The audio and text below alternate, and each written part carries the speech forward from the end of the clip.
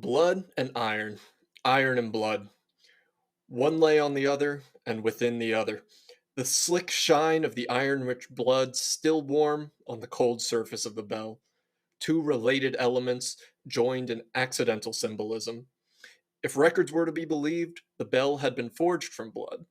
It was said that when Saint Gerstal, the sacred soldier, favored patron of the Cadian trooper, fell defending the gate in the centuries after the Great Heresy, acolytes collected his vitae in a crystal requillary. There it stayed for centuries, a venerated and lucrative relic on the shrine world christened with his name, until one night, Blessed Gerstal appeared to the cardinal with a message. He must extract the iron from the terry, coagulated remnants, and forge it into a bell that would toll when Cadia was in mortal danger. Holy proper nouns, Batman. Jesus. I hope you're not tired of hearing the word blood yet.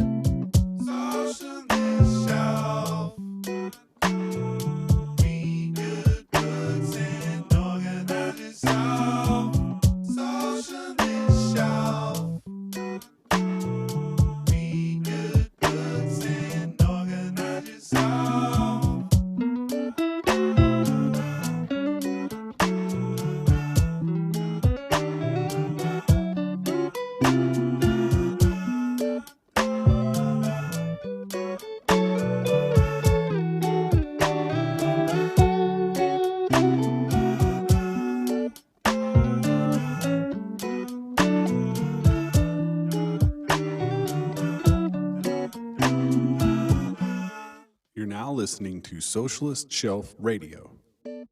Welcome once again to the Socialist Shelf. Spring has well sprung, and we're doing something a little different this week. Of course, y'all will notice that Jacob is absent this week. He wasted no time leaving immediately for Italy as soon as it was announced that Pope Francis had died. He is there, of course, repping us in Ryan's bid to become Pope. Yeah, unfortunately, there's incredibly important matters to attend to here, namely podcasting. Happy May Day, all workers of the world, at the time of recording. It's May 2nd, so I hope that y'all were out in the streets yesterday. But yeah, I'm pretty hopeful that I will be the next pope. I appreciate Jacob Hopeful, you might say. I appreciate Jacob for being able to represent me in absentia. My first formal decree as Pope will be the excommunication of J.D. Vance.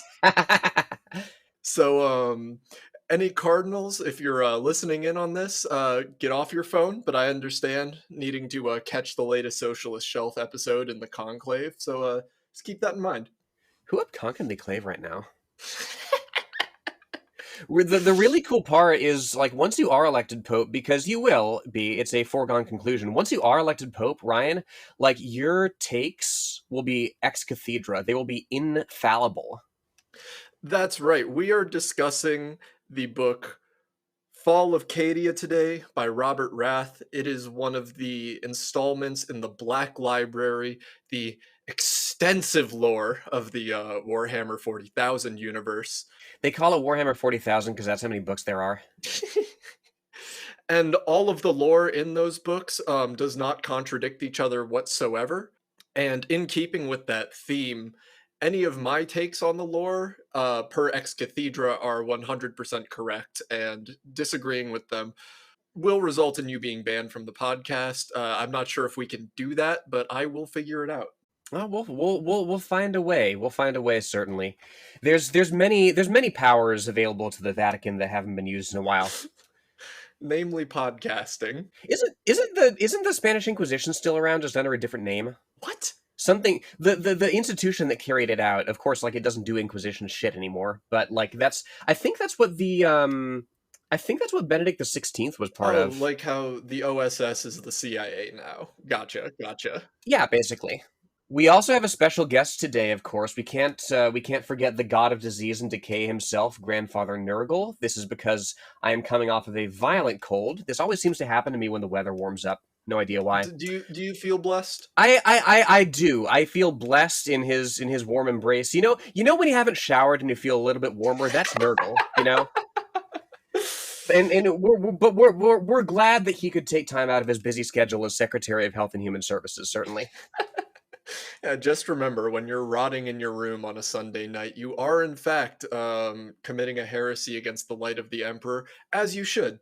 But to get into the book a little bit, I guess in before we get into the book, I figured at the top we would just get into the world we're going to be spending quite a lot of time in for the next little bit. The Fall of Cadia is written by Robert Rath. He is a freelance writer who was born in Honolulu, now resides in Hong Kong. The vast body of his work is contributions to the Black Library, the book series published for the Warhammer universe. It doesn't seem like he has an extensive body of work outside of that, aside from his YouTube channel, Extra History, which is one of those video essay channels with associated cute animations that talks about Hitler a lot. Wait, that's Um, Robert Rath? yeah, that's Robert Rath. Holy shit! Wheels within wheels. But Warhammer itself, at least the story, has a very designed by committee feel, and that's because it is. Not even are the books spread out across multiple authors, but even books in the same storyline will be spread out across multiple authors, which can make it a little strange to read if you're trying to go through like follow an entire faction and you're suddenly getting hit with an entirely different writing style and focuses that the author wants to take. But we don't have this problem in Fall of Cadia, considering with the length of this book, it could be a series on its own and is instead condensed into this 660-page tome.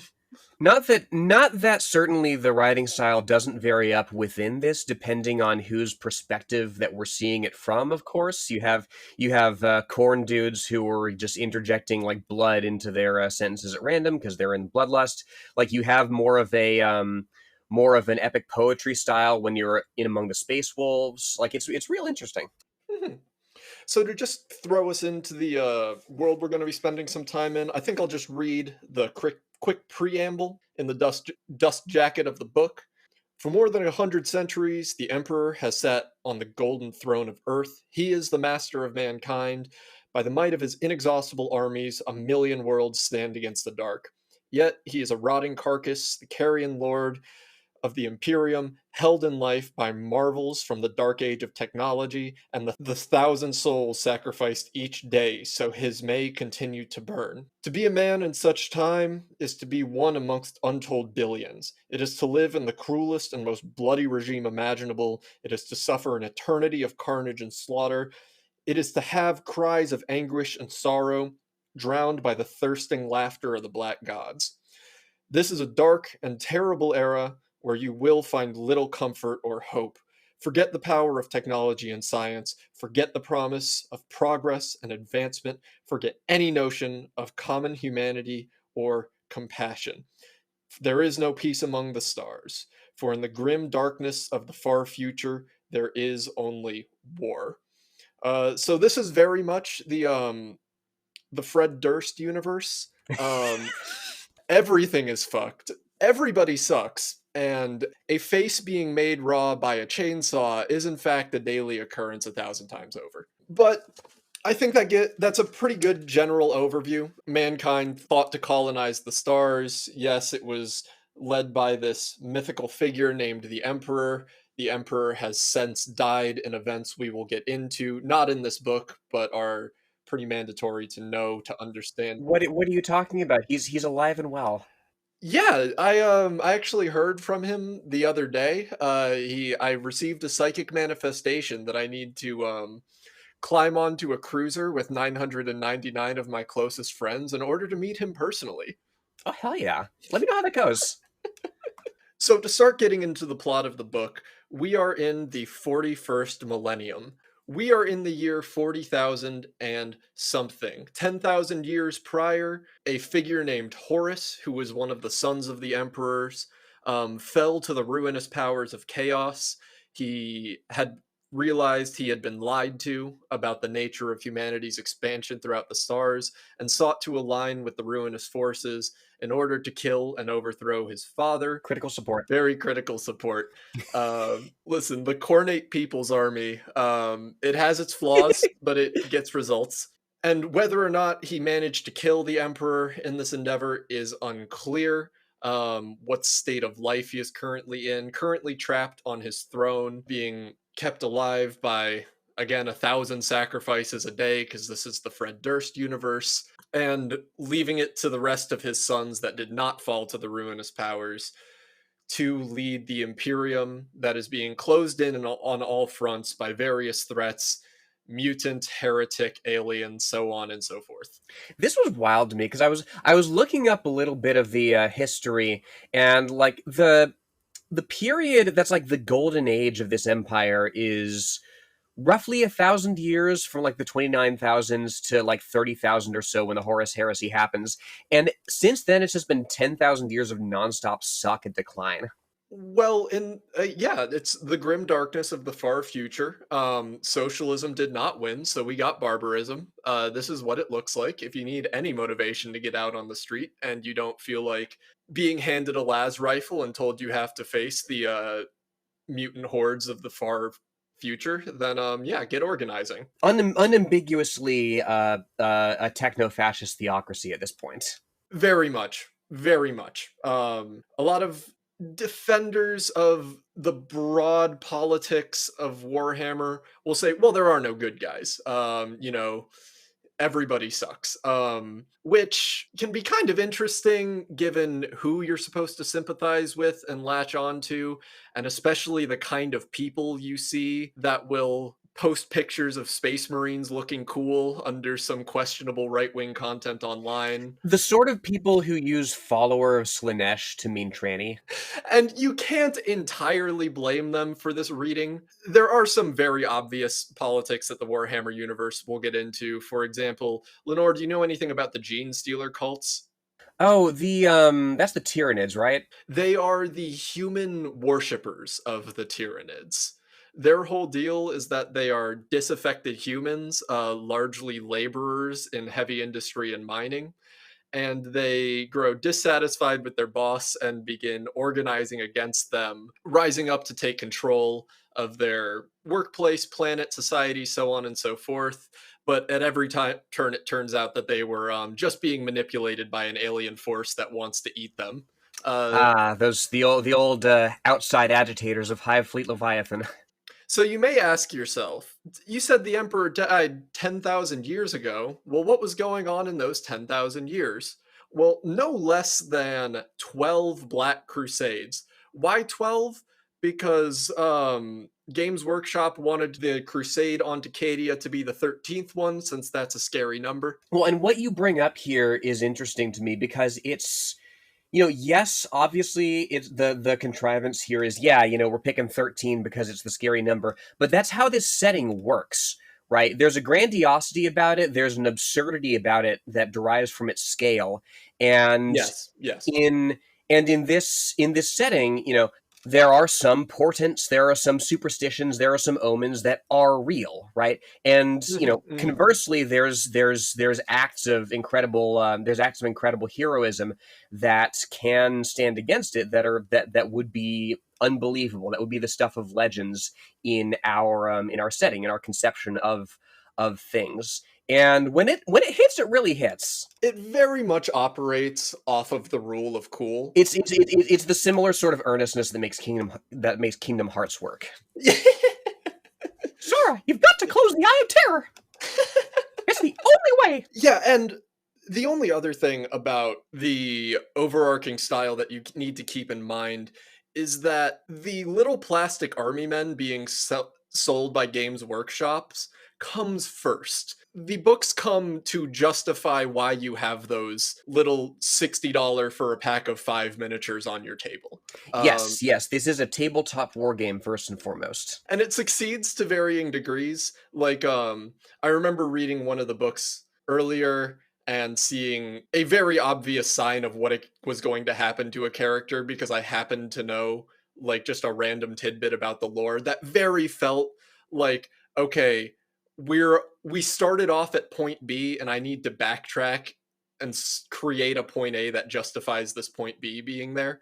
Yeah. Um, This is kind of where this occupies the same space 40K does as Every Young Man's Battle with Jacob, right? I In am that, fascinated. I am fascinated to hear this allegory. I mean, just in that you are my guide through this universe that I'm very much a newbie to, you know? Oh, okay. In that aspect alone, certainly. I'm more of a Warhammer fantasy girl. Like, I've played shitloads of Total War Warhammer 3. I've read a bunch of the Godric and Felix books. Those are really fun.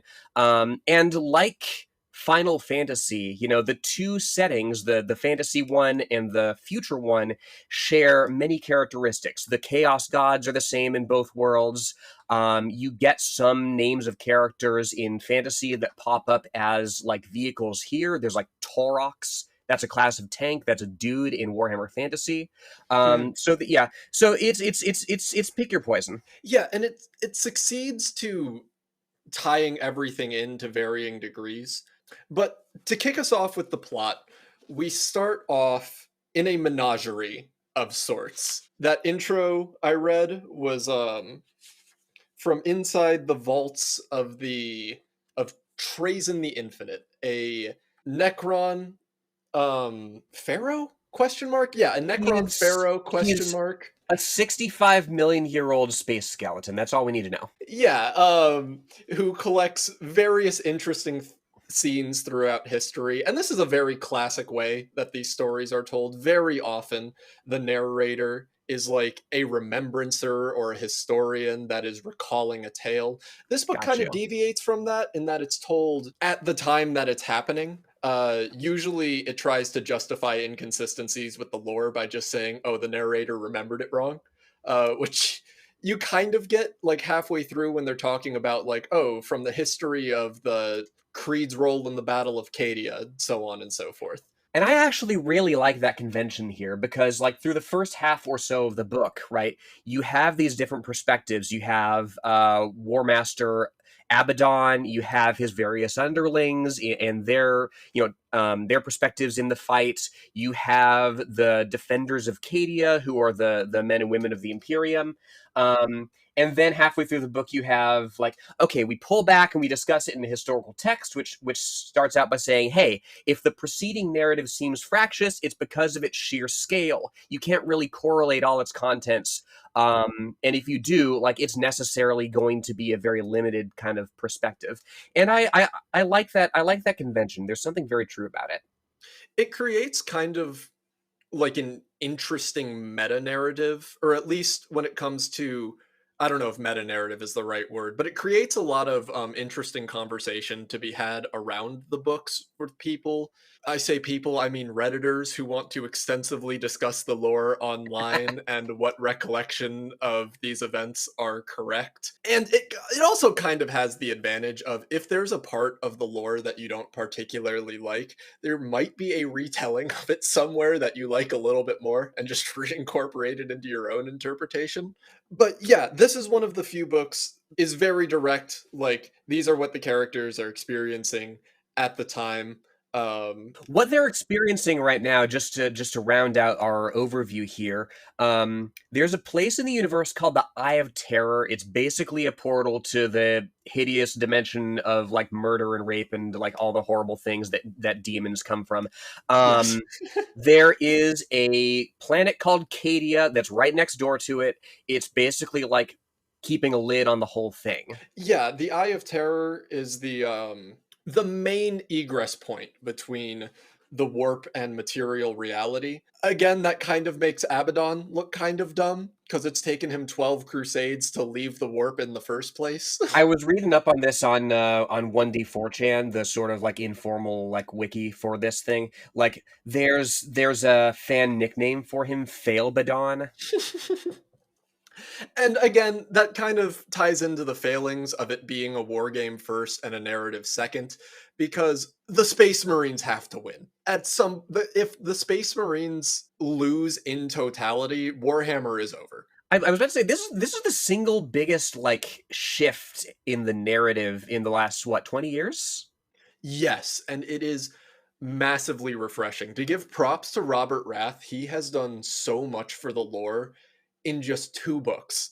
Like, the Necrons, Trazen the Infinite, who, kicks us off with the plot, they had no lore up until almost up well, very little lore up until Infinite and Divine. They were very much supposed to be this, like, ancient, unknowable force that wouldn't speak to any humans or anything, so people knew very little about them, and that kinda sucked, because if you're gonna spend $2,000 on little plastic, like, robot dudes to, roll dice with, you would kind of like to know what their deal is. And the book he wrote before this, Infinite and the Divine, very much changed that.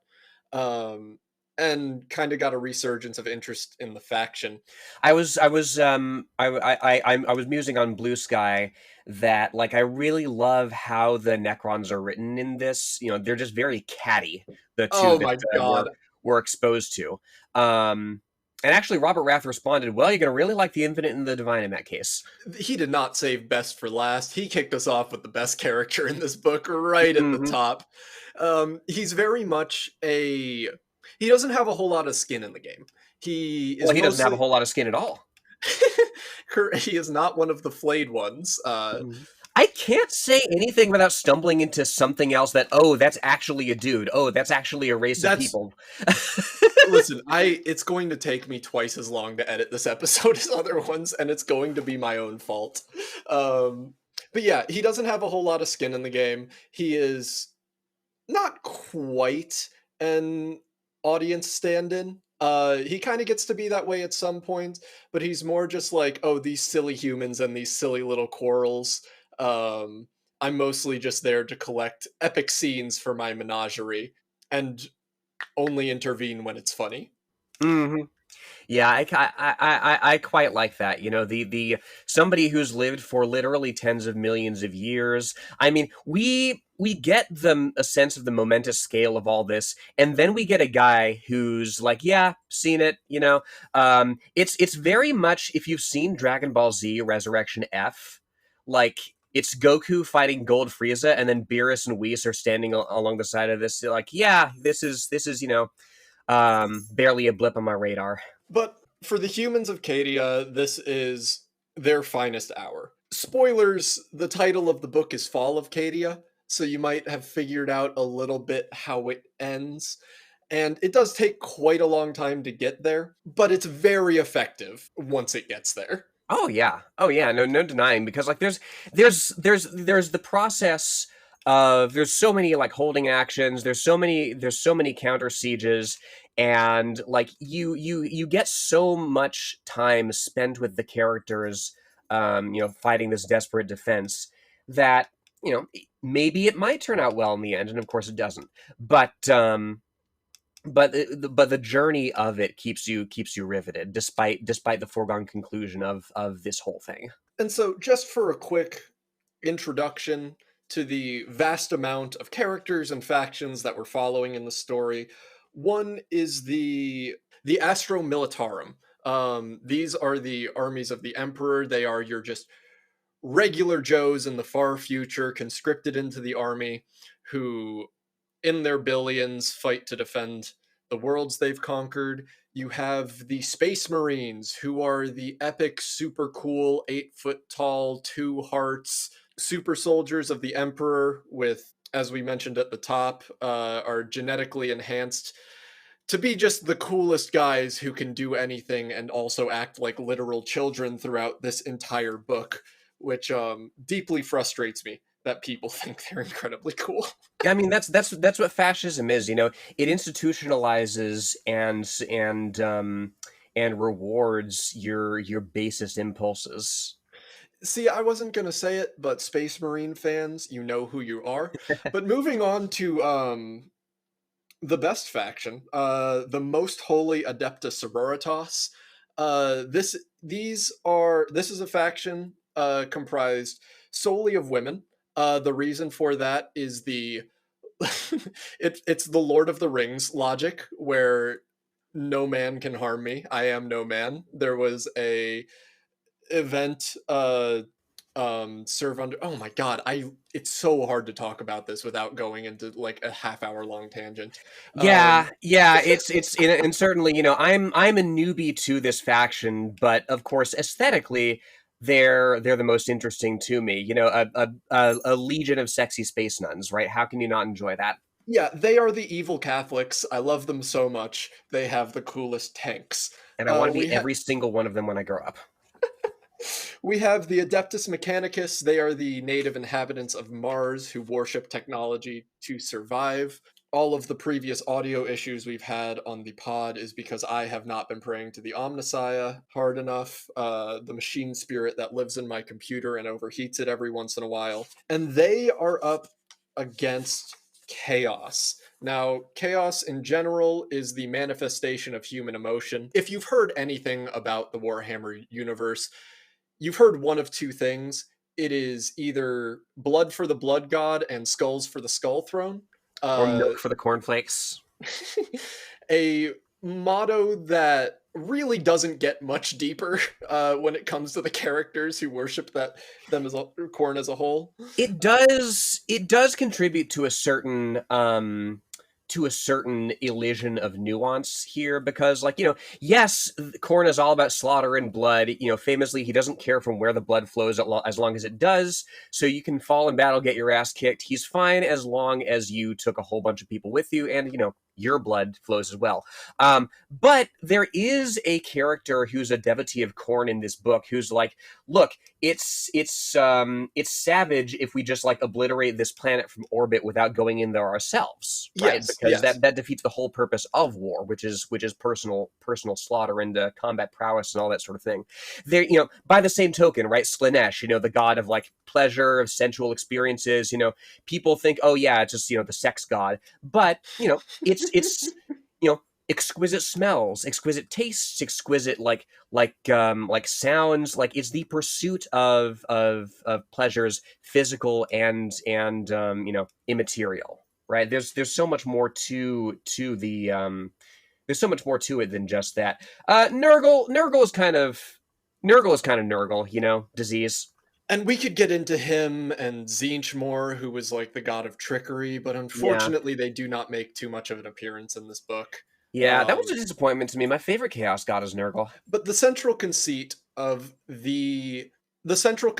chaos is that it's a coalition effort being led by the Black Legions of Abaddon. The Chaos Gods do not like each other. They often compete against each other, and it takes a lot of coalition wrangling to get their demons and to get their worshippers to work together in any way. Abaddon himself does not worship the Chaos Gods. He sees their power as a mean to an end. His primary motivation is not that the powers of chaos should have dominion over the world. It's that the Emperor should not have dominion. The Emperor and the Imperium should not be in dominion over the galaxy. And he is simply using their powers as a means to the end to, in his eyes, liberate humanity from its false god. Yeah, which is an intriguing dynamic, because he has like four dudes, each that's like devotee, a general of one of the chaos gods, one of the ruinous powers as they're called.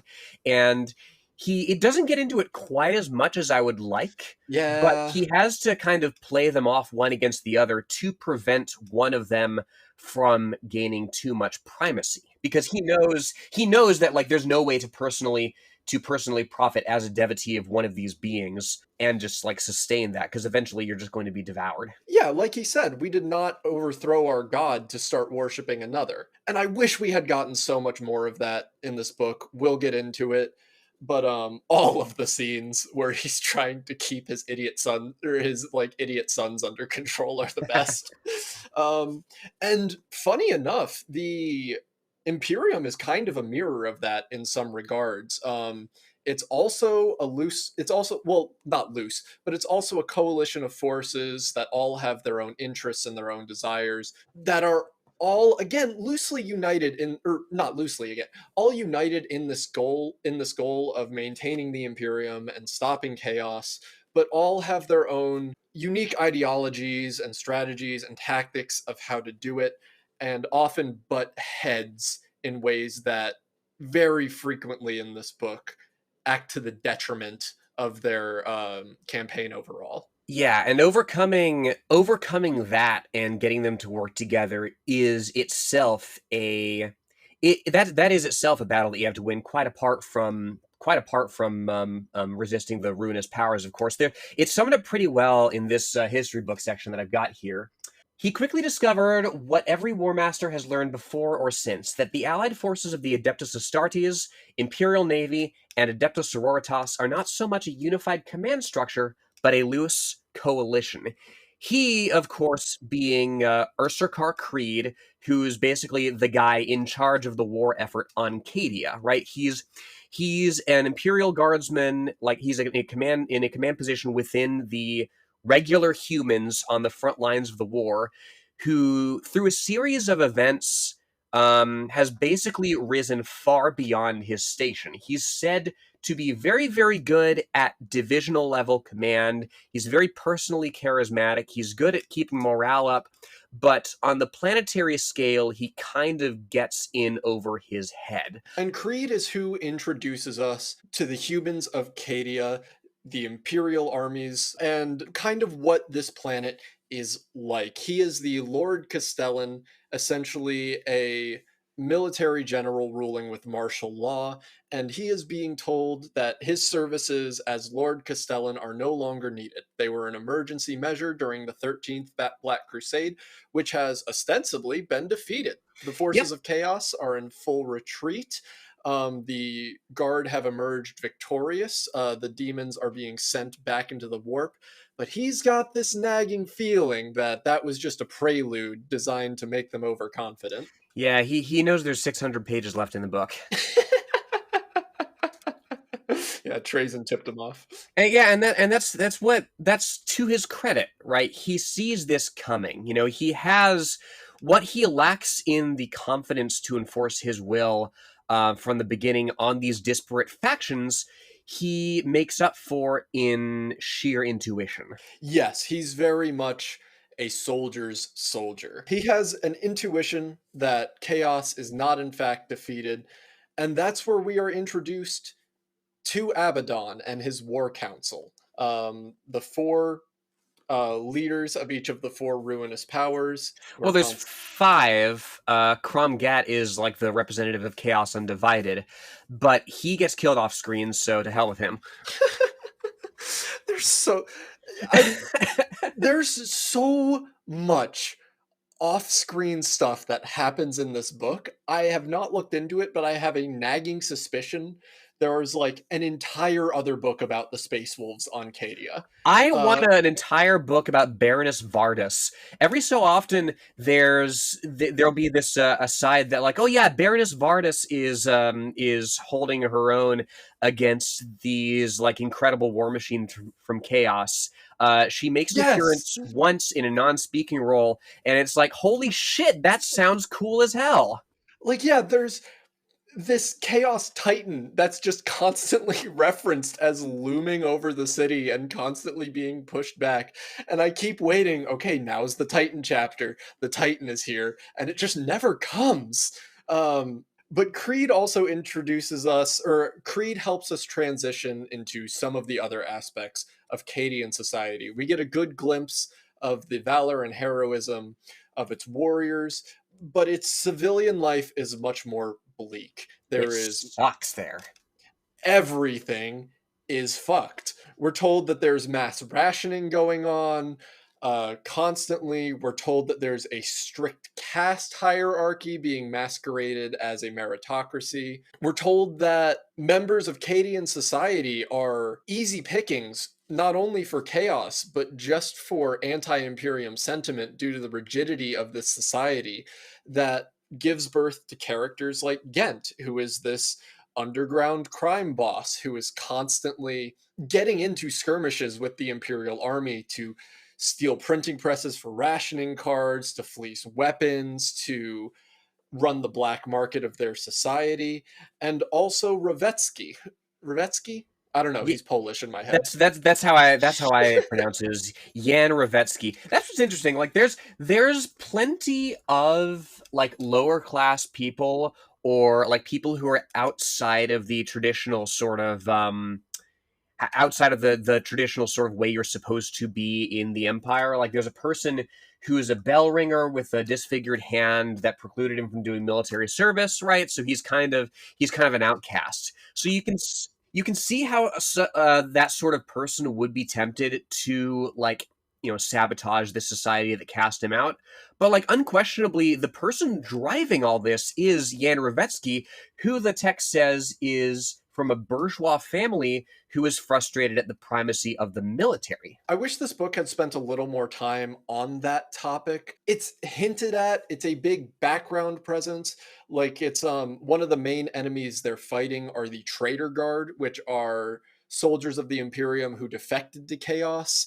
And they're not really given any motivation or reasons for having done so, aside from this very brief, yeah, it sucks to live on Cadia. Yeah, I mean the cover of the book, right? There's four guardsmen. They're standing on a rock with a flag. It's very like Iwo Jima. Like we know who we're supposed to sympathize with. Yeah, and that's very much a theme across Warhammer. Like, if you look back at historical paintings of colonialism from the perspective of the colonialists, you'll also often see these grand scenes of like just a few white soldiers being surrounded by the uncivilized masses who they're bravely fending off. And if the allegory isn't intentional, it's inescapable. Mm-hmm. They may not have directly been even wanting to reference this real history. And I imagine, and they very often try and deny those sort of connections. Warhammer very much likes to play that everybody is evil, there are no good sides, this isn't political or anything. But it's one, inescapable, and two, it's the reason why when I was looking to go to an actual in person event and started looking them up, the first thing I came across was an article published by Games Workshop rather recently at the time that said, if you show up to our events wearing the iconography of a real world hate group, you will be removed. Which, Yep. crazy they have to say that.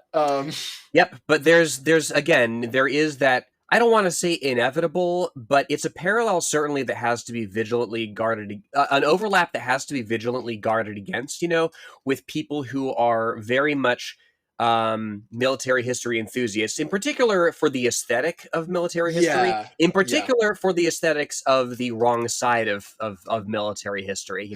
I'm just really interested in specifically the German side of World War II. It's just very intriguing. Yeah, no, there's definitely a lot of that. And again, it's a multiracial, it's a like gender equality sort of, there's the old bigotries are not really on display here, but nevertheless the imagery of like the Superman against like these hordes attracts some very unsavory people, certainly. So, good on Games Workshop for trying to cultivate a community that excludes those people. They do very intentionally add bits to the lore to piss those people off. Good. Like very recently, they added a thing. There's a faction called the Adeptus Custodes, which are, if you thought Space Marines were the coolest guys ever, they're actually the even more coolest guys ever. They are just larger Space Marines that only answer directly to the Emperor. And they recently added to the lore that women could be Custodes, which it's very like Dumbledore was gay. It's never been shown. It's never been referenced. They just kind of said it, but it pissed off all the right people who probably will not stop buying Adeptus Custodes models. But will at least know that like they're not welcome there to an extent. Yeah, that's that sort of thing done right in my estimation. But yeah, the Imperium is very much the logical endpoint of neoliberalism. Everyone is equal and we're all suffering. Somewhere Biden's on his golden throne. Wow, yeah, the comparison to Hillary Clinton drinking blood is just now hitting me.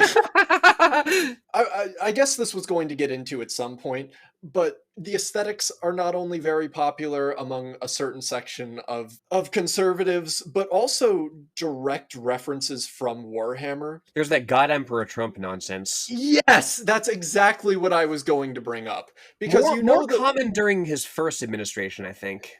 And it's because these people hadn't read Dune. The movie Mhm. hadn't come out yet. Despite all of Games Workshop's attempts to say, hey, these guys are actually between morally gray and outright evil. These people are not doing a good job at things. They are still big, cool guys in big, cool armor with big, cool guns. And that's really all that matters. So to get back on track with the plot, we're introduced to the Imperium, we're introduced to chaos, and then the invasion begins. It gets right into it. Abaddon, after some brief back and forth with his high command, Abaddon explains that they will not be doing a ground invasion of Cadia. They will be bombarding it from orbit in order to take it as quickly as possible, because the goal is not just Cadia, the goal is Terra, aka Earth, because it's the fantasy future where you can't call Earth Earth. Mhm. They got this thing called a Blackstone Fortress that's like literally it's a space station essentially that's also like living. It's like made up of malevolent architecture that like fucks with you. Like it's actively resisting the forces of chaos. Um and to manage it, there's this character called Dravura Morcath, who I call Daddy Issues McGrath, Yeah, Queen. who we don't really know where she's from. All we know is that she was like born in the fortress somehow. She's got an affinity with it. And she's been trying to make it more hospitable to chaos, fighting a losing battle, essentially. And all for the sake of getting Abaddon to recognize her as his daughter. Yes, yes. The stage is set. The deployment phase of the game is over. The Will of Eternity, the Blackstone Fortress that Abaddon resides in, has left the Eye of Eternity. It is now the eight-pointed star looming over Cadia, signaling that Creed's intuition was right. The 13th Crusade is not over. It has Mhm. only just begun. Listener, if the plot is difficult to follow, it's because it's difficult to follow. Yeah. Not reading it, but trying to explain it, because there are 6 concurrent plot lines going on at any given time with a massive band of similarly named characters. There's like Cervantes Glaive, there's like Salvar Ghent, there's I kept getting Eleanor and Genevieve confused. Yes, yes, the whole book. But I mean they're like twin sisters, so I can be forgiven. But yeah, so just to sort of get a sense of the scale of all this, there's a bit in an early chapter where the evil space station obliterates a ship. Uh, for a moment, the light of the Immaterium bathed him until the might of the faithful, all 2.5 miles of length, with a displacement of 16 billion tons, tore itself apart on the atomic level. The remainder of the fleet, decapitated, drove hard into the battle that would prove the most intense and difficult of their careers, a desperate delaying action. 2 million Voidsmen sacrificing their lives and the ships that were both their homes and temples to give Cadia a chance to live. The action lasted 77 minutes. And that scale really works to the advantage of the universe. It often raises questions that it doesn't answer and leaves the fans to answer themselves, such as, You have to be very careful with like concrete numbers in a setting like this, especially with a fan base such as this, because there will be people who math this thing out and pass judgment. oh yeah, the power scaling nerds are inescapable. But it'll often raise these interesting questions like, well, how does this society run? What's the economic system they're under? It'll constantly hint at these things, like what are the exact inner workings of the Ministorum or the Ecclesiarchy that, have entire other books that go into it. And very often the answer is just as much human suffering as it takes. Yeah, to really unpack this thing is to defeat the purpose of it, right? You know, it's much more interesting, and this is why I like the decision this book makes to focus on these specific personalities trying to navigate it. Of course, I mean the best character is our crime lord, of course, Salvar Ghent, who is who Yes. is like skimming off the top. He's printing fake ration cards. He's effectively he's filling a gap in that he's getting like he's getting food to people, not directly, but like he's enabling people to access resources that otherwise they would not, in a way that perhaps undermines the planning of the military government of Cadia. But of course, the top priority of the military government of Cadia is not the welfare of its citizens. The top priority of the government of Cadia is winning the fucking war. Yeah, Which, and I wish yeah, it had delved a little more into that, but upon a full reading of the book, I'm almost glad it didn't, because I found most of the character-driven moments much, much more interesting. One of those characters that we're going to follow is a major in the 24th Infantry Division, 24 in the war. Marta Helsker. Marta Helsker. They have been frequently frustrated by their not being deployed to the front lines because they're super cool soldiers who want to die for God and country. I mean, Emperor and Imperium. Um, and they get stuck on a mountain with a super secret mission. They got to hold it against an impossible number of enemies, and improbably they do. We're introduced to Hannah Kestrel, the pilot of a picked craft, which is a large plane with a camera on it, designed to gain intelligence over enemy units. And a good old boy who I read with a southern accent throughout the whole book, Cervantes Glaive. Yeah. And we'll get into their individual plot lines. Yeah, not too deeply, I don't think. I don't know, that we would be here for like 3 hours if that were the case. There is so much of this book, and some of it is very well written, other parts of it kind of drags on. Helsker repels no less than like 5 or 6 different invasions onto that mountain, which just serve as various excuses to describe all the different types of infantry and cavalry and heavy artillery they're facing, and what the troop positions are, and so on and so forth, which definitely could have cut down on the page count of this book, but the parts where it works really works. Yeah, the individual like plot lines here, they do something very effective, which is in a world, in a setting as massive as this, you have to have individuals stand out from the press somehow. And maybe they'll be Yes. lost to history, maybe they'll just be reduced to a name in a song, but that's the point, right? They did something that that gets them into like popular memory. Now, that's all you can aspire to as an individual in this setting. There's a tragedy in that, certainly, but the process of making your mark in that way is really cool within the context nonetheless. And delving into that a little bit, from my experience, there is a part in every single Warhammer book where two characters, mostly soldiers, usually space marines, are hanging out with each other and directly stating to the audience what the takeaway from the book should be. And this comes in the form of a conversation between Miss Mountain Holder Helsker and her Colonel Barathas.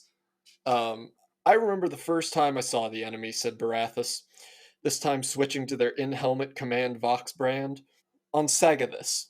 First time I'd been off Cadia. Agri-world given over mostly to grain. Big rolling fields of it, horizon to horizon. An enemy tank column was burning its way through, and I wondered what poor bastards were assigned to stop them, when I realized it was us, me, a 17-year-old cadet lieutenant, and my White Shield company. I about shat my uniform. I had a realization. I wasn't up to it. Not up to stopping them, just like you aren't. The hell's not, she hissed. Helsker dropped her binoculars, stared him down, breath misting. What do you think you're doing telling me that? What, the others get a poem and I get a running down? I should. Relax, Marta, Barathas said. I'm telling you this because I respect you.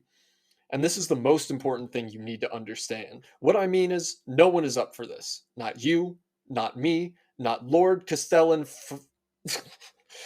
They say frecking in this book.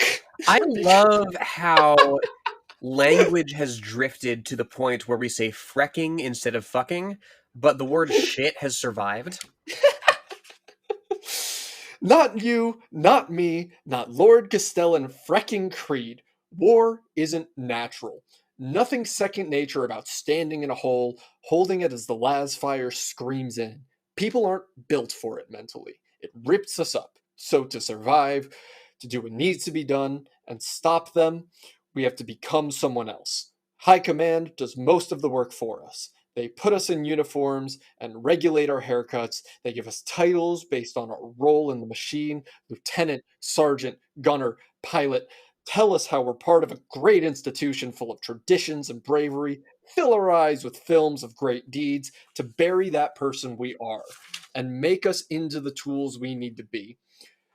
But the last step you have to take is yourself, Marta. You need to step into that other person who would stand when Marta Helsker would run, who will trade the lives of men and women she cares about for yards of dirt she's never seen before and never will again, who will manipulate people who trust her to take actions that'll end in bloody ruin and call it leadership. War sucks. She nails it. There is so much retraining and psychological like rewiring, breaking down, and building back up that you have to endure in order to be a soldier, especially in this setting. What I love is that this is almost beat for beat a Michael Parenti speech. Yeah, unpack that. No, I just mean it's almost the same speech. He's saying, nobody wants to go to war. They have to dress us up and beat the drums and wave the flag. It's not natural. The main difference in context between here and real life is that the narrative presents you with no other choice. You fight or you're overrun by chaos. You fight or you're eaten by the Tyranids. It's no longer a question of, it's no longer the context of Michael Parenti in 1984's America talking about the illegal invasion of Grenada. It's now, we're in Starship Troopers world where there's infinite evil bugs out there that want to eat your brain. Yeah, there's, and again, you come back to the role of religion, right, of the emperor, of the imperial cult in sort of welding this thing together, right? It's this is going to be a bizarre tangent, but how familiar are you with the Swedish Empire?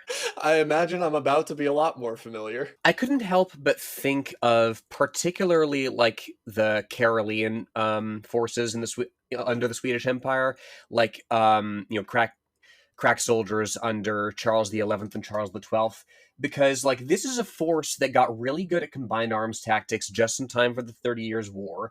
They practiced this doctrine of like really audacious shock actions backed up by the cultivation of intense religious fervor, right? You're in an army where blasphemy is literally a capital crime, but you're also taught that God is literally protecting you as you spook the enemy by advancing very quickly and very close under withering fire, right? Your engagement distance is much closer than like, the standard. And the thing about this sort of tactic is that, yes, Sweden had incredible military victories for decades, but it backfires very easily if you get baited into a fortified position, which is what happened at the Battle of Poltava, right? Sweden gets its ass kicked in 1709. Charles XII would ultimately get something like 10% of his population slaughtered on the battlefields of the Great Northern War. Like, it's not a sustainable way to run a state by any stretch of the imagination, is my point. But that's the other thing, right? The religion is what serves as a unifying force for a relatively diverse set of people.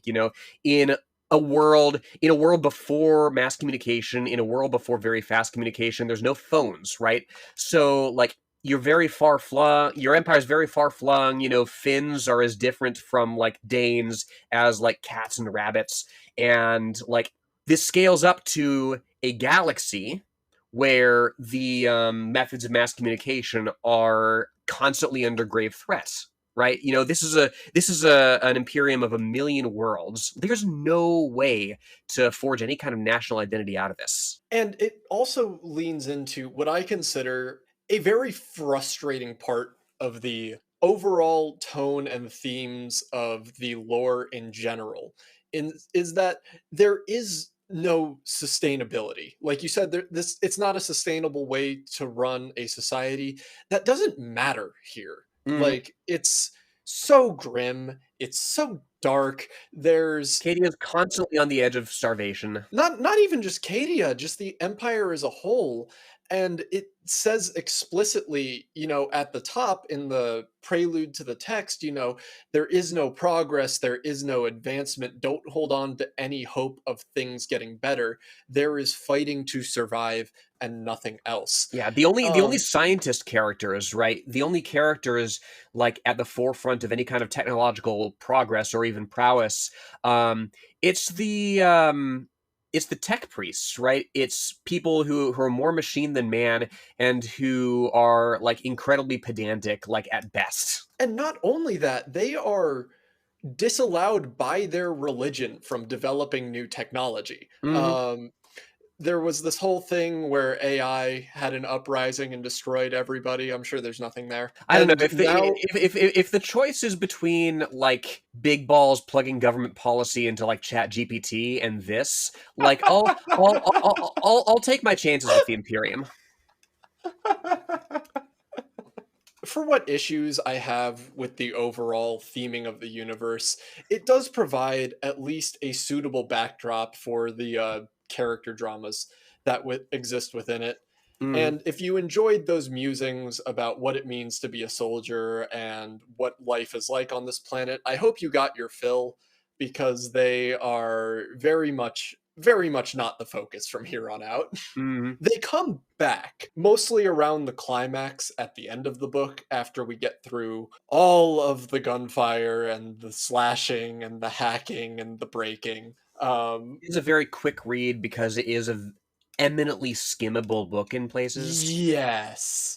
I did find myself almost completely blanking over like the third or fourth time that mountain got sieged. There's a lot of proper nouns in here, like the War Master gestured his cornate champion to his feet with the talon of Horus. Of course, if you know about Horus and the Horus heresy, like, and the man for whom it's named, that means something to you.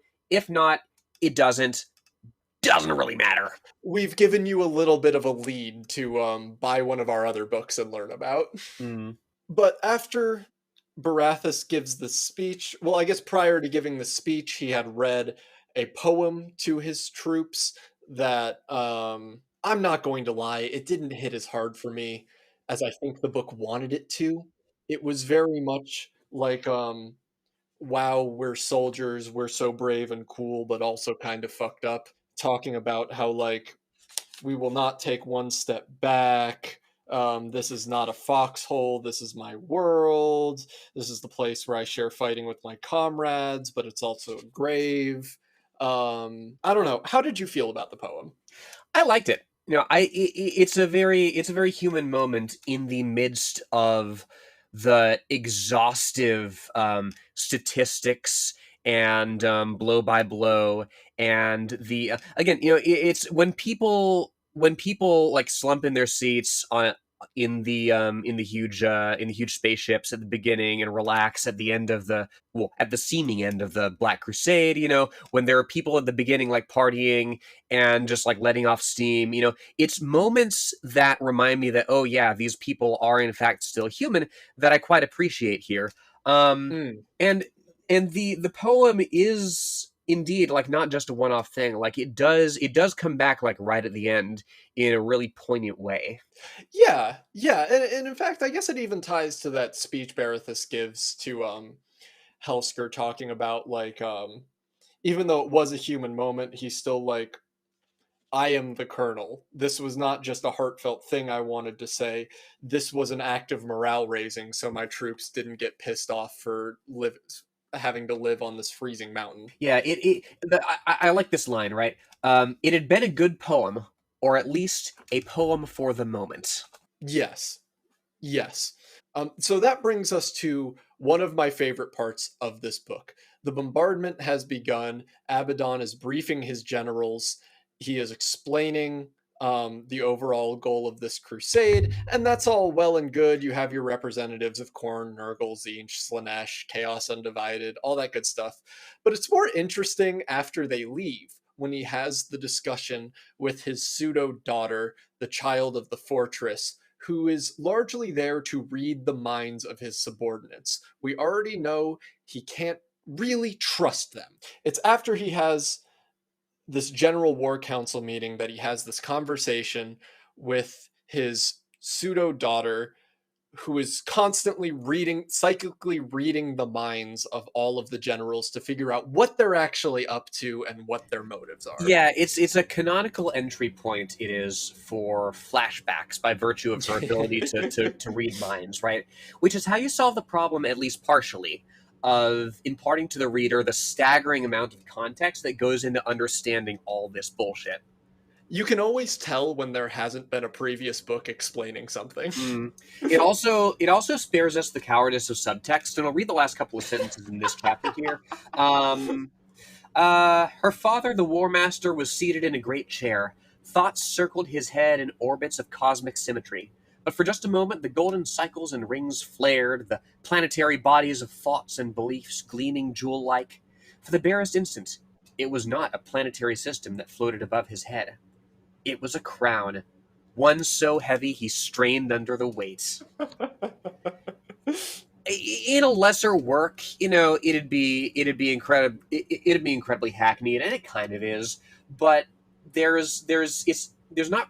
you're not really winking at itself, right? There's an earnestness to this grandiosity that I do find charming, again, because the immense scale of this setting defies subtlety. Yeah, he's like, no, I am that guy. I am leading literally millions right now. That crown's heavy as fuck. It's also like, specifically with Daddy Issues McGrath, right? I love this. It's something to latch onto, certainly. Her arc doesn't really go anywhere, but it's something to latch onto nonetheless in the midst of all this alien motivation and this morass of lore, because the desire to be acknowledged by her father figure is something quite relatable. It's similar to I'm a big Buffy fan, and there's a book where the main character, Spike, is looking for a magic necklace for his vampire girlfriend, Drusilla. They're both vampires.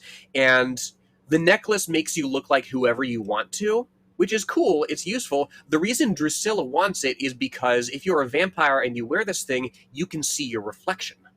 And it's so, I don't want to say mundane, but it's something remarkably human for a creature of blood and night, and something so foreign to us. It's something that really intrigues you because it's familiar. And I'm gonna disagree a little bit that it doesn't go anywhere. I thought her ending was just as impactful as the endings for the rest of the factions. But in between those human moments of Morkarth, the Fortress Child, and her relationship with Abaddon, the much more functional use she has is and this is where we get into my real favorite parts, where she's like, oh yeah, Ercanthos, the leader of Khorne, he's trying to become a full-on demon by drinking or by spilling as much blood as possible, which will upset the balance and create domination from the god of blood over the other gods. Yeah, your Slanesh general is trying to poison your next meal. He's trying to slip some ecstasy into it so you feel a little bit more intensely. Yeah, I have no idea what Tzeentch is doing. Or Tzeentch general is doing. He's uninterpretable. Well, it's implied that Zarafiston, the Tzeentch guy, is sort of the man behind the man when it comes to Jan Revetsky, right? I think that's what the empty man is referring to when Jan is like, I'm getting my instructions from this inscrutable source, right? And then we flash over to the Imperial side of things. The bombardment has begun. There's a city of 10 million people that just gets eradicated in the blink of an eye. No big deal. Happens every day. And Creed has convened a war council. He has summoned the forces of the Adeptus Astartes, the Space Marines, being represented by the Black Templars and the Space Wolves, two of the 10 billion Space Marine factions that exist. The Adeptus Sororitas, the nuns with guns, the Adeptus Mechanicus, the transhuman technology guys, and it's going about as well as it went for Abaddon. Yeah, he very, again, I said, Ursarkar Creed, Lord Castellan Creed loses control of the situation.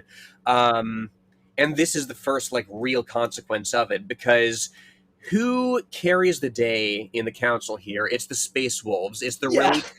really cool Space Marines who are like, no, fuck this. We're just going to unilaterally like attack the fortress and just see where that goes.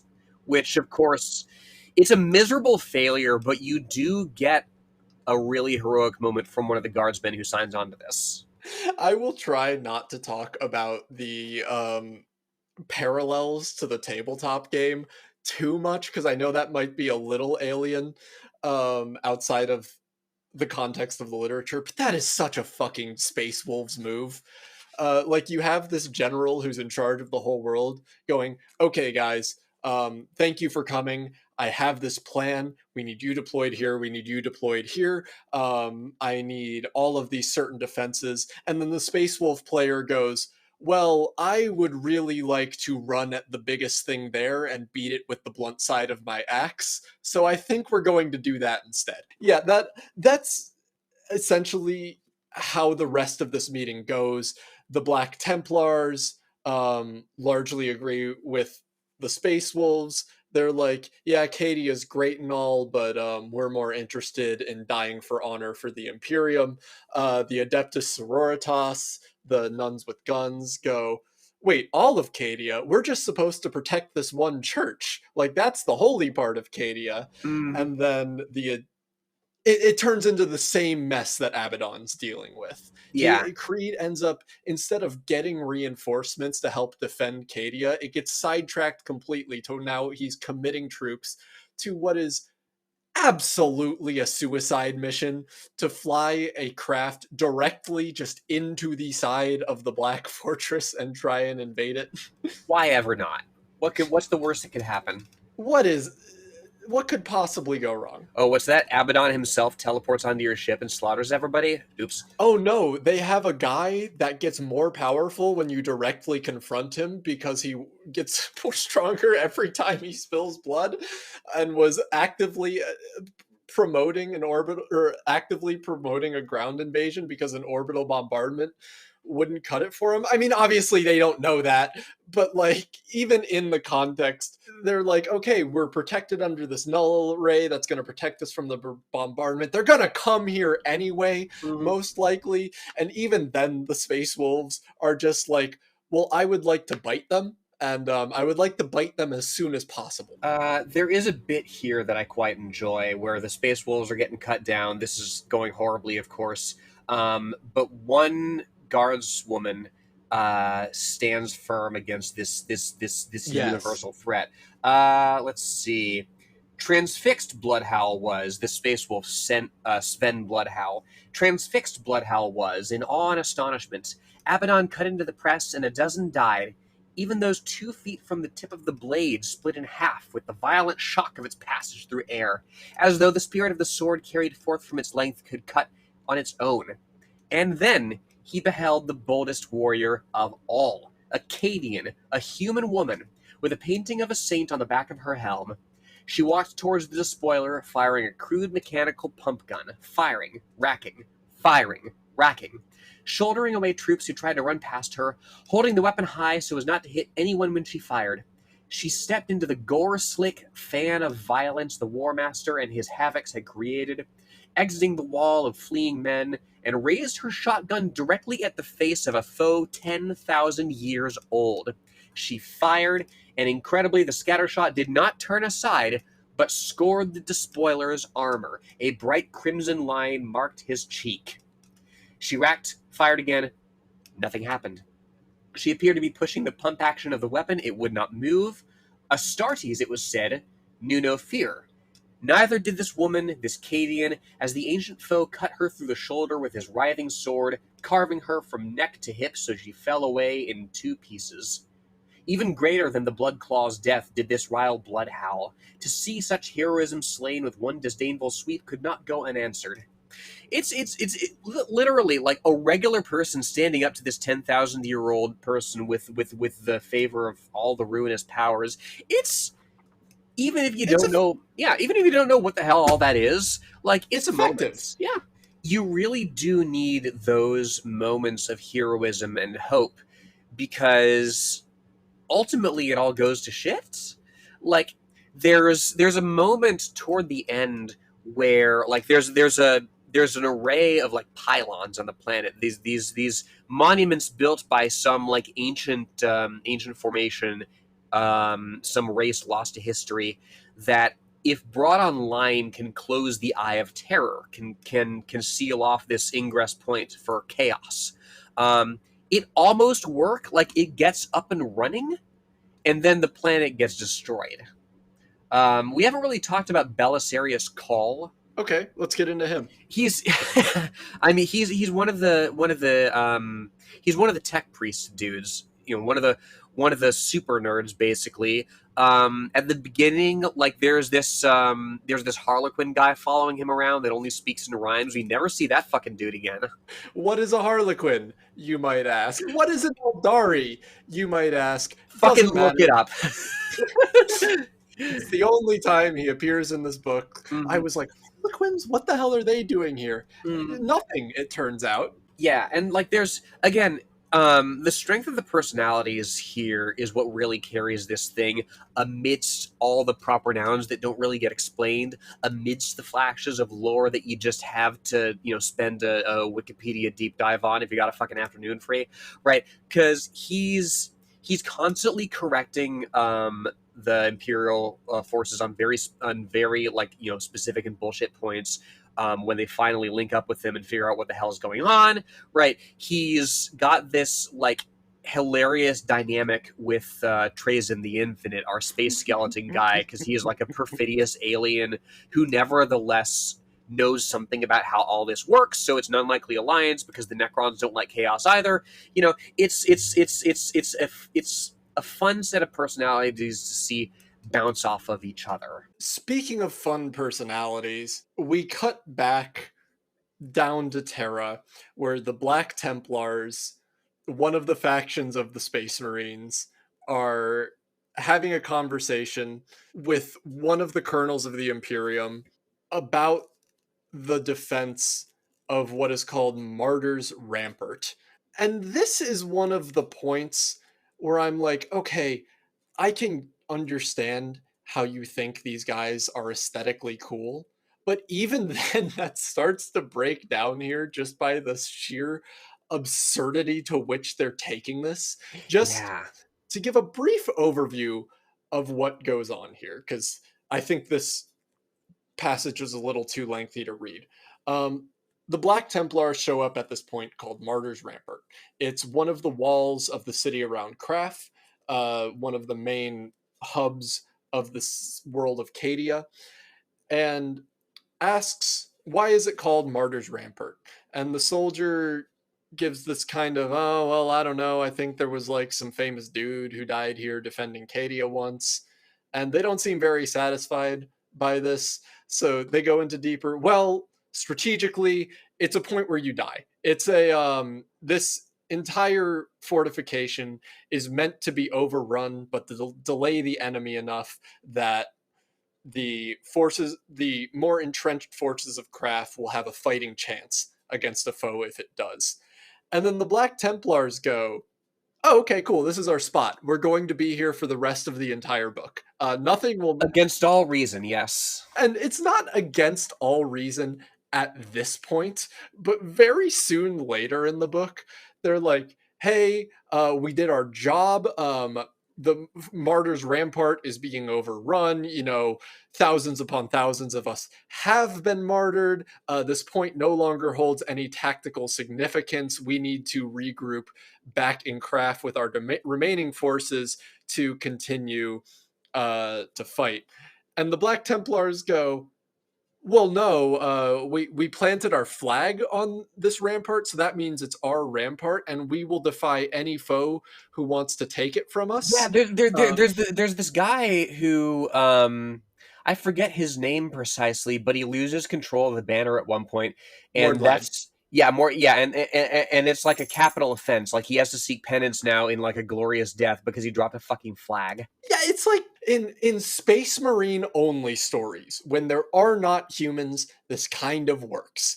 You know, you get the whole, we abide by our martial creed. We are in service to powers greater than us. My life is totally bound to this higher purpose, and this higher purpose is expressed by the Codex Astartes and our military creed and all of these rituals by which we abide it. You know, I have planted my flag on this ground. It would be a cardinal sin to allow an enemy to step on this now sanctified ground.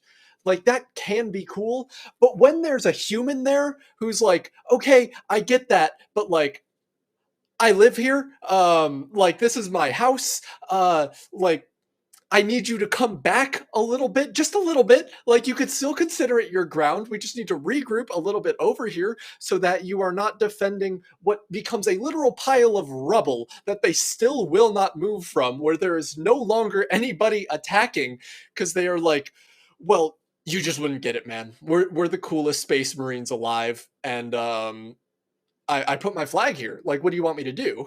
And you know, and that's what makes this bit intriguing, because it gets into the fundamental irrationality and ultimately unsustainability of this blind faith that perhaps they need to steel themselves against the horrors of the warp, but nevertheless there is a limit to this thing, right? And ultimately what happens is that some dude among this force actually fakes a vision from the Emperor that says, okay, we actually need to fall back to somewhere more defensible, where we can actually like mount a more intelligent defense. And that I like, because there's a little less of a monolithic aspect to the Imperial cult in this moment, right? Because, you know, suddenly one interpretation of the faith has to be wielded against the other as a matter of survival. Yeah, and there was also some personal motivation just from that character, because his like martial creed made him feel like his life was now forfeit for having let that banner touch the ground. He then had the motivation to lie to his commander and say, hey, I got a vision from the Emperor, which is the only fucking way I'll get you to listen to anything, in order to fall back and rejoin like where the fighting is actually happening. But it also leads to a very effective moment later on that I don't think would have been as effective had we not had this background of the Black Templars being stubborn children. Outside of this wall that the Black Templars are stubbornly defending, we get our first glimpse at the Sororitas in combat. Yeah, the other like manifestation of the Imperial cult in the military, right? This order of nuns that's definitely not horny for each other. Not even a little. The main interesting thing that the sisters do here is they give us a little foreshadowing about the saint, which What exactly happens? Because like all I know about Saint Celestine is that she's this like super soldier angel chick that appears out of nowhere toward the end of the book to fight Abaddon. Where did she come from? Is she just like a Call of Duty killstreak reward? Like, what's the dynamic here? I am so glad you asked. Because let me back up a little bit and explain how the warp works in a tangent that I will likely not edit out, actually. So the warp is a manifestation of human emotion. Korn exists because humans are violent. Nurgle exists because actually I have the worst explanation for that one. Tzeentch exists because of humans' tendency to manipulate. Slanesh exists because of tendencies for hedonism. And it's almost transactional.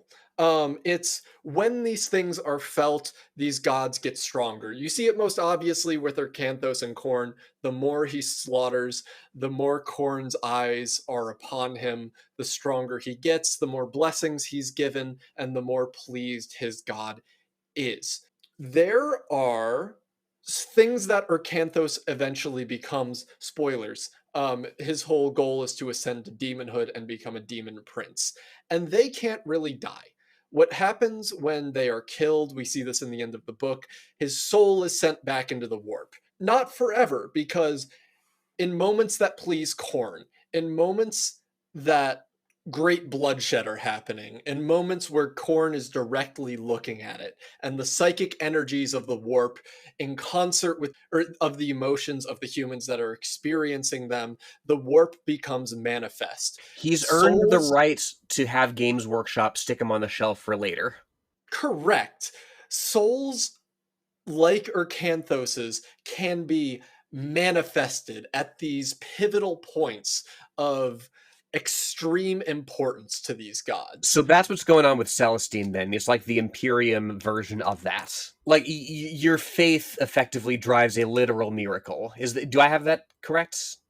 Yes, and it gets more interesting if you know a little bit of the background with the Emperor. I talked about it briefly early that he had borrowed power from the Chaos gods to create the Primarchs, his sons, to lead his armies. There is something that would be considered a conspiracy theory among the fans, but under ex cathedra doction, I will proclaim as correct that the goal of the Emperor was to become another god of chaos. He is interacting with the same energies that the chaos gods draw their power from, the warp, the psychic interactions with it.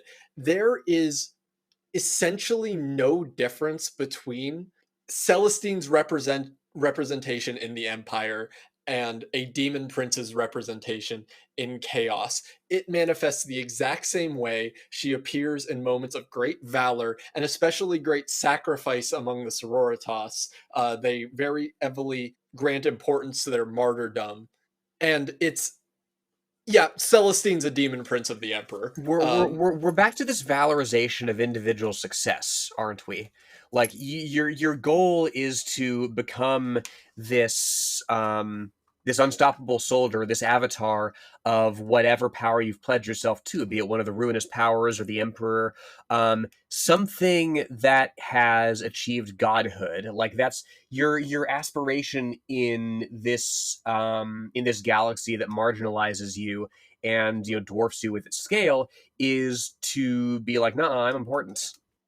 And it comes back to this overall metaphor that chaos is the Imperium. Like, there would not be Khorne without the wars that the Imperium had fought. There would not be Slanesh without the hedonism that the Eldari had engaged in once they thought they had conquered the universe. They're essentially, and I think this is the better reading of it, besides they are just an unknowable evil that wants to destroy humanity.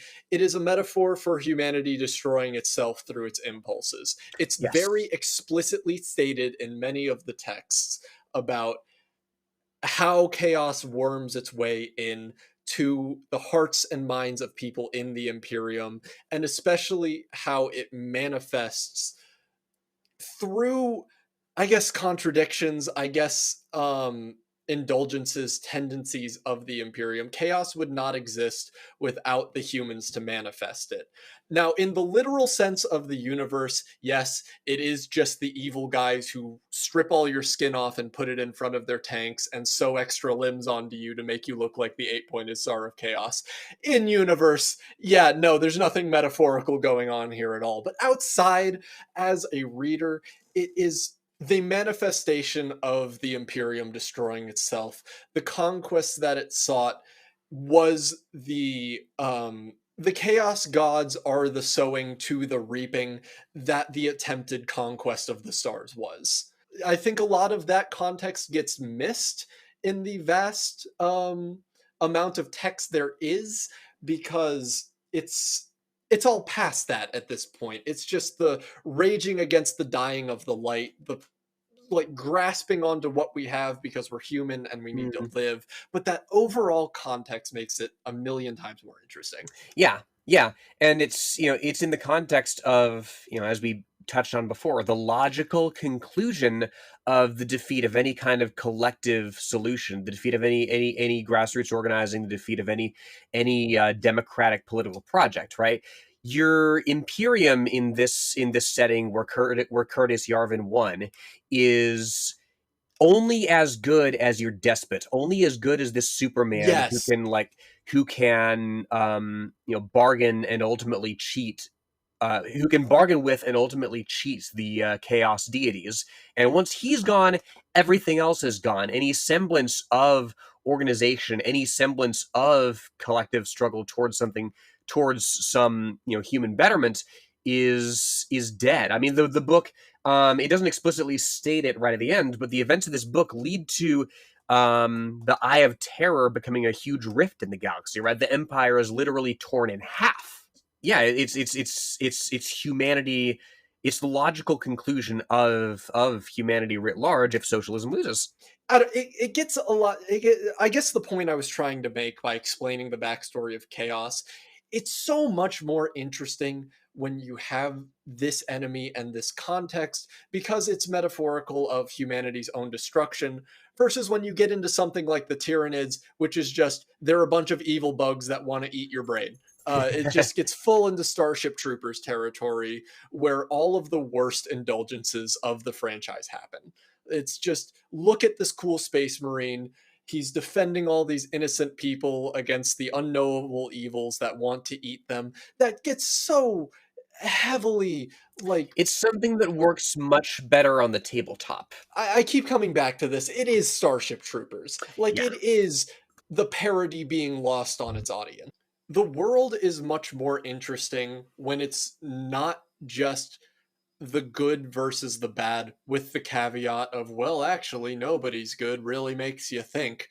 That I feel like it's definitely explained in other books in the series better than this one, but I think it loses something by not going a little deeper into the motivations of Abaddon, by not like even just more touching on his motivations to overthrow the empire, his motivations to use chaos as a means of doing so. Without that context, I think it falls a little flat overall, despite being a good book.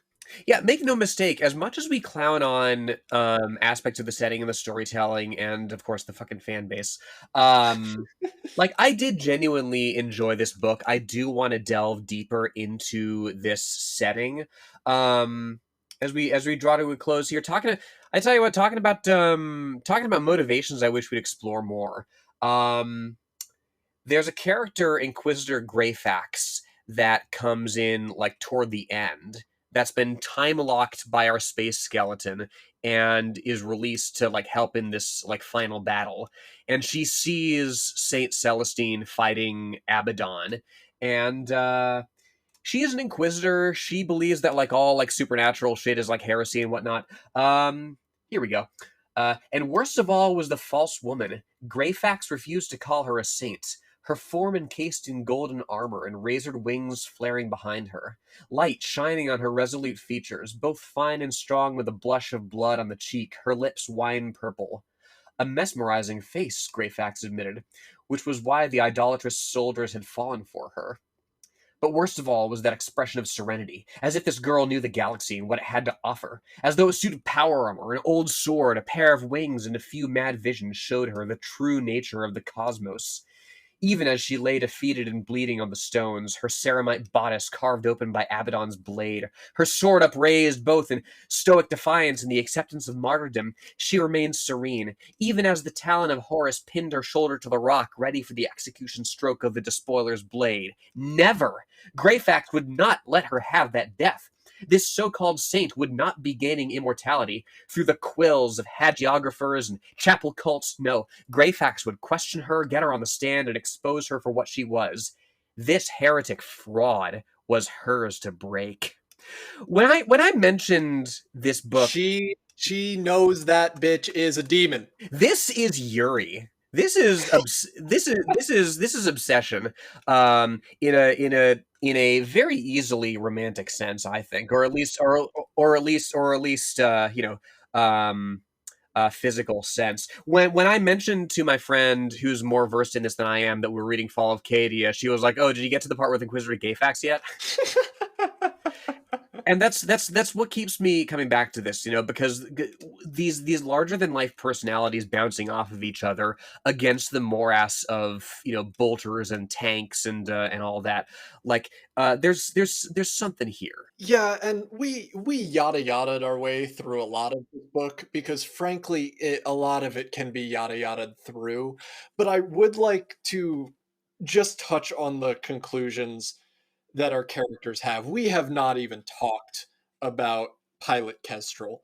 Yeah, at the end of the book, Cadia is holding just enough for Abaddon himself to abandon bombardment, abandon sending Ercanthos, the blood guy, in there to die, to come down himself and see things through. At this point, Call and Trazon are trying to get the pylons back up and running They must construct additional pylons. because there are absolutely no parallels to StarCraft at all. Actually, there's actually kind of a funny thing there that I think saved Games Workshop in the long run, where Blizzard contacted them with the pitch for StarCraft, saying, "Hey, we want to make a video game about your characters," and this was in, I think, the early 1990s, and Games Workshop said, "Well, video games are a passing fad. We're more into the tabletop." Ha ha ha ha ha ha ha ha. Which is a very funny thing to turn out to be a correct decision on now that they have absolutely no ties to Blizzard at all. But we get the coalescence of all these individual struggles that these characters are facing in this final stand. We have Glaive, who was just this podunk soldier on the wall manning a turret, who ends up personally killing several of these monstrous transhuman chaos space marines. Throughout the whole story, he's going, "I'm going to drive a bayonet into Abaddon myself." He is constantly inching closer and closer to that goal until he is faced with Abaddon Descendant himself. So he has now been given his shot. He has his rifle, he has his bayonet, he has summoned up the impossible bravery of charging the arch enemy, the despoiler of worlds, and then he gets capped by a random bolt shell fired by somebody you don't even get to see off screen that blows his leg off. That's pretty funny. And he is now coming to terms with the fact that all of his bravery led up to this moment. Glaive felt cold, but it was the look in the Medicaid's eyes that stopped him from speaking as much as the order. It was a look of knowing, as if the Medicaid had heard before as he looked into the faces of dying troopers who said this was not supposed to happen to them, that they'd gone to war thinking it would be others that took the lasbolt or got buried alive by an artillery barrage, that they were meant for greater things. He had always imagined that at martyrdom he'd be greeted by the Emperor and surrounded with golden light, yet instead he was cold, and instead of light, a deepening twilight dimmed his peripheral vision. Glaive, who had striven to become a Karskin, did not feel like an elite soldier then. He felt like a young man wearing a costume who had been raised to believe that the ugly profession of war was in fact a glorious crusade. He had always thought his death would mean something, and in his bones settled an undeniable sense that he had been tricked. Distantly, he heard the Medicaid's voice. "You did your duty, trooper. If you hadn't been out front, Creed would have taken that hit." Glaive didn't know about that. Hadn't Creed been well behind him? But the cold dark was closing in, and he didn't have the strength to question it. At least it was something. And when the Medicaid lifted his van brace and opened the port, the one leading directly into his vein, and pushed the plunger on the obscuring stringe, all he felt was gratitude. For while there was no holy light waiting on the other side, at least the enfolding darkness was warm. And maybe it hit me just because I think that was the main callback of the speech Baratheon gives at the beginning about how being a soldier is a costume, except he didn't have this explained to him. This was something he truly believed up until the very end, from his humble background to the impossible feats he accomplished as a soldier to falling just short of a dream that I think maybe even he knew was impossible, but still kept him going through all of it. No, that is effective. That for me it takes a while to get there. He keeps popping up and saying, "Yeah, I'm going to put a bayonet in the Yeah, despoiler," yeah. and I'm like, "Okay, we've had the narrative beat already of a guardsman doing something incredible to the despoiler. Like he's not going to get it. Like True. Robert Rath is not going to replay the hits." But that is effective, right? You do make an excellent point that like this guy is 99.9 repeating percent of the people in the Imperium. You said you had something else. What was it for you? What that I found particularly, I did like. We didn't really get into her, but I did like the. I did really like Kestrel, right? Her whole arc because she goes through hell to ultimately facilitate the last sort of rally point at the pylons. Like, Yes, yes. were it not for Abaddon dropping the fortress on the planet at the end and rendering the whole thing moot, were it not for that, like through Kestrel's efforts, like the fight might have actually been won. And she goes out like a hero at the end, covering the retreat of everybody else. And that I quite appreciate. That pretty cleanly brings us into what the conclusion of the plot of this book is. It's a loss for the Imperium and a victory for Chaos, but a Pyrrhic one at that. Abaddon's plan was we're going to come in and do this clean. We're going to bombard them from orbit. We're going to destroy their pylons that are keeping us from advancing further into the Imperium. And the pure hardiness of the Guard makes it all go awry for him. And at the end of the day, he ends up having to crash the Will of Eternity, this fortress ship the size of a small moon, into the planet in order to destroy it. The planet broke before the Guard did. Yeah, that line kept everybody that I brought this up to that was a Warhammer fan. That line has been quoted at me like 6 times in the past week, Yeah, and indeed, it's that's what we're left on. The fight is still going on as the planet is tearing itself apart. Um, and that's the culture that's cultivated on this fortress world. It's you can say a lot. We have said a lot about the fundamental ruin of humanity and any sort of political project that there might be, that has led to this point.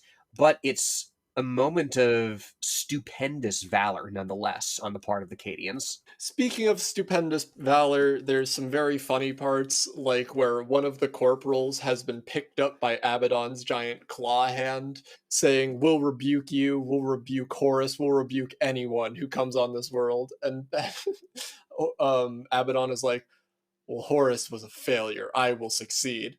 And he goes, "Why you dress like him then?" As he's getting like squeezed to death.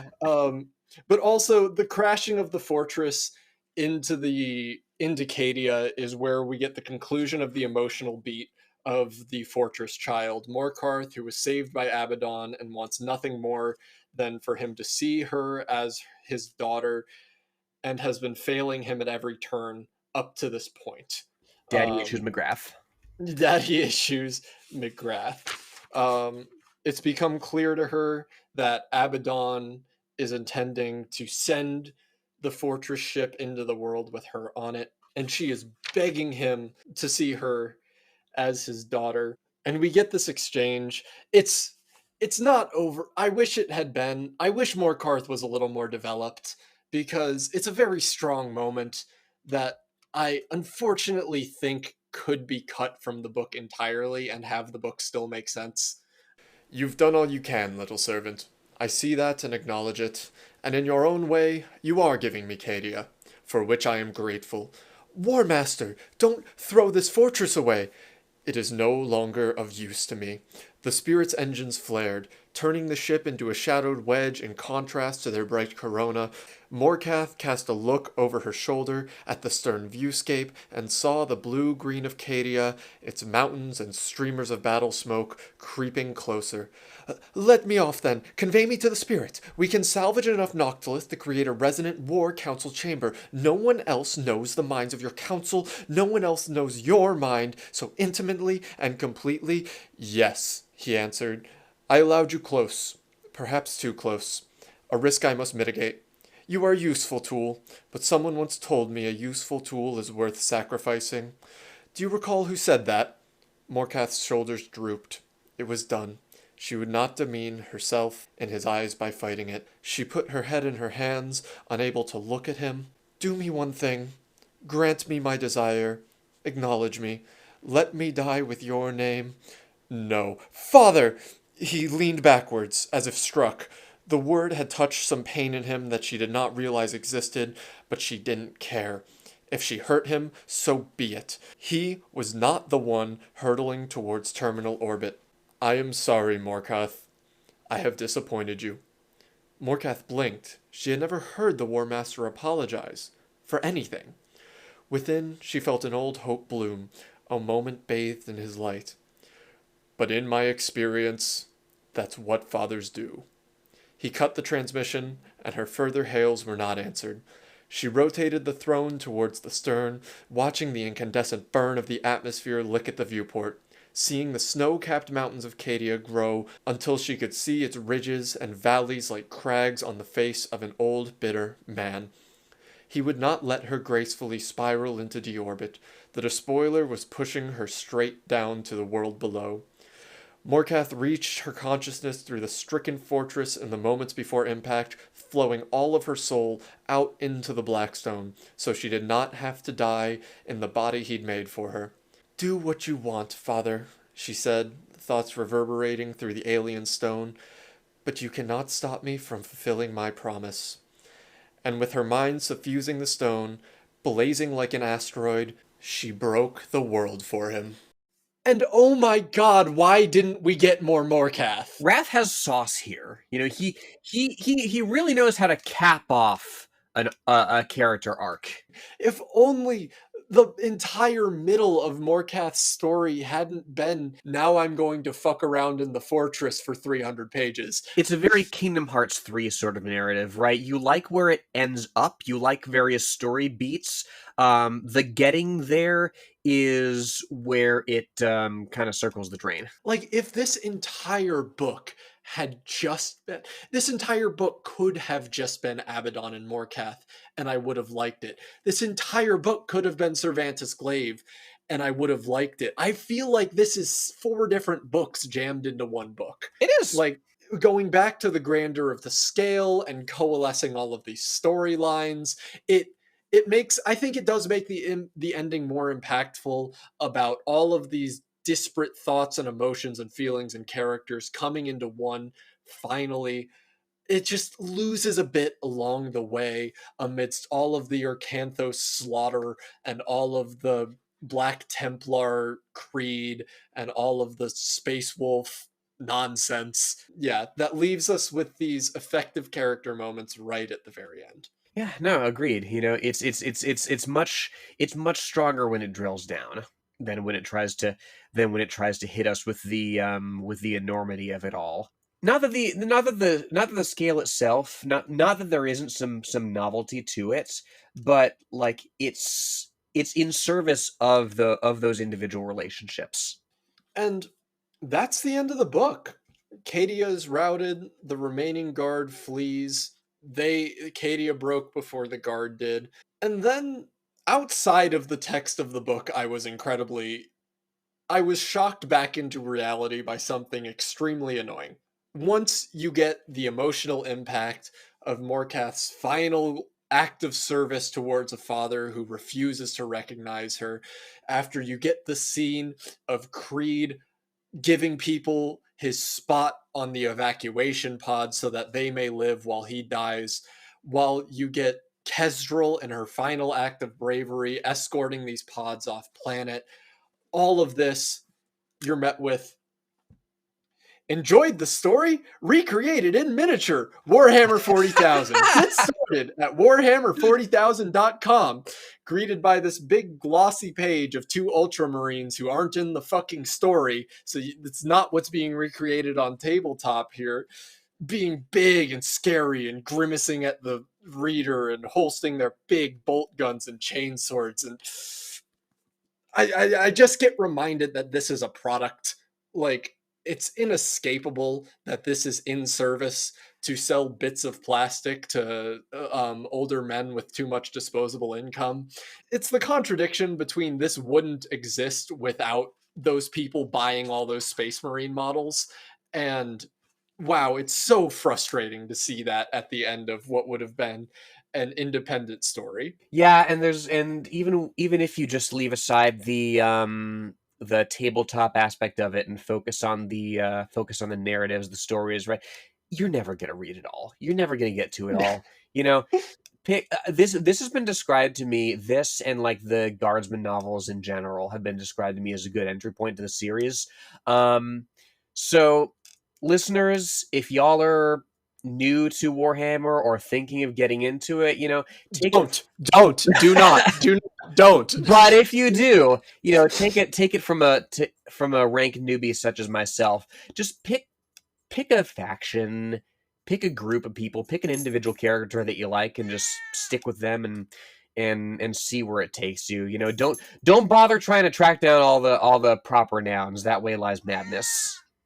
Yeah, just, scroll the AI generated Instagram reels that'll tell you the broad strokes until you find something that you're like, that sounds interesting. I'll read a whole book about that. I have nowhere else to put the story, but I really wanted to tell it on the pod. I might edit it back into the part where we're talking about the general community around Warhammer. So I actually went to a Warhammer tournament recently. My friend was generous enough to let me borrow his army of Imperial Knights to test my skill against a lot of men in their 40s and some of the most bored girlfriends I've ever seen in my life. I was running a detachment of Scutari. You see them in the book. They're the Adeptus Mechanicus foot soldiers. And one of them, in a very Warhammer style, has this very funny gun called the Transuranic Arquebus. It's a rifle about 2.5 times longer than the person holding it, so long so that it's mounted on a tripod, but not at the base, at the end of the gun, because it's physically too long to hold up, which is very funny, very Warhammer. And I was up against an opponent playing Space Marines who was unfamiliar with the name of that gun. And when I declared that I was shooting with it, he went, "Oh, ha, a slang word for the transmission of a car, gun." Yep. Because this was a good old boy. He was from a rural town in South Carolina. And so I went, "Oh, haha, yeah, it's the gun that makes your Space Marines transgender." And he didn't laugh at that. So that was all I said for the rest of the game we had. Every single time I shot with it, it was not killing his troops, it was transing his gender, and he got slowly more and more upset with me, and it was a great time. Well, as a victim of the gun that makes you transgender, I approve. Keep doing what you're doing. You're a valiant soldier in our war on the traditional gender binary. I am on the down with cis bus. All right, and thank you for coming on this journey with us. We have some exciting news coming up for next episode. Yeah, next week, it's going to be another guest episode. It's going to be another nonfiction episode in particular. Folks, if y'all are readers of current affairs, we have the editor-in-chief, Nathan J. Robinson. He's coming on. We're going to discuss his book, The Myth of American Idealism, How U.S. Foreign Policy Endangers the World. He co-authored this with Noam Chomsky, of course, titanic figure in linguistics and sociology and geopolitics. It's going to be a good time. If you want to, we've talked about many, many fictional war crimes. If you want to hear about the real ones, come back next week for that. All right, folks. Thanks for listening. Make sure to check out the shelf to keep up with all of our activities, and we look forward to seeing you next time. All right, Your Holiness, you have a good week. Peace out, y'all.